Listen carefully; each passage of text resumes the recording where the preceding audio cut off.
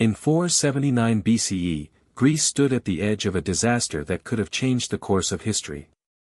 The Persian Empire had already demonstrated that it possessed the power, wealth, and manpower to crush kingdoms far larger than individual Greek city-states. Persia was not simply another neighboring kingdom with ambitions.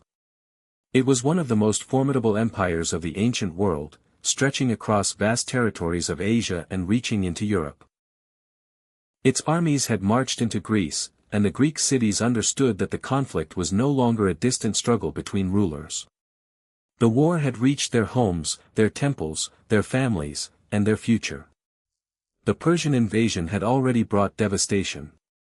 Athens had been abandoned and burned, forcing many of its inhabitants to seek safety elsewhere. The destruction was not merely physical. Athens represented one of the most important centers of Greek political and cultural life, and its destruction sent a terrifying message to every Greek city watching the conflict unfold. If one of the strongest and most influential cities could be overwhelmed, what hope did smaller communities have? The Persian advance seemed to demonstrate that resistance carried an enormous price, while submission might at least preserve lives and property. Fear was spreading across the Greek world, and fear could divide an alliance faster than any army. The Persian king Xerxes had launched the invasion with enormous resources behind him. His objective was to punish the Greeks for their resistance and extend Persian power deeper into Europe.